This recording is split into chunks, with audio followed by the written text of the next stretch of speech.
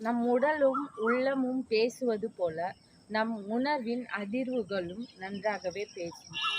வேகமான வாழ்க்கை ஓட்டத்தினால் அதை நாம் கேட்க மறுக்கிறோம். உணர்வின் அதிர்வுகள் மிக மௌனமாக பேசக்கூடியது. அதை சார்ந்தவர்களுக்கு மட்டுமே அது நன்றாக புரியும். உணர்வின் அதிர்வுகள் இயற்கையால் நமக்கு அளிக்கப்பட்ட அற்புதமான அதிசயமான வரம். இந்த வேகமான வாழ்க்கை ஓட்டம் நிறைய உடல் ஆரோக்கியத்தை கெடுப்பது மட்டும் இல்லாமல் மன சந்தோஷத்தையும், அதே நேரத்தில் நம்ம உணர்வின் அதிர்வுகளை கவனிக்க நாம் மறந்து விடுகிறோம்.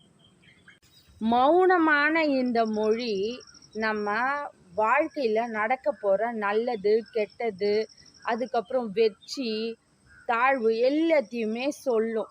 அதை புரிஞ்சிக்க நம்ம வாழ்க்கையில் ஓடக்கூடிய வேகத்தை குறைக்கணும். தெய்வீக வழிபாடு, இயற்கையோடு ஒன்றிருப்பது, இதெல்லாம் நம்மக்கிட்ட இருந்ததுன்னா இந்த உணர்வு அதிர்வுகள் மிக மிக ஆழமாகவும் நல்ல சக்தி வாய்ந்ததாகவும் இருக்கும். உணர்வு அதிர்வுகள் நமக்கு இயற்கையாகவே கடவுளாலேயும் நம்முடைய பிறப்பின் அதிசயமாகவும் கொடுக்கப்பட்டிருக்கிறது.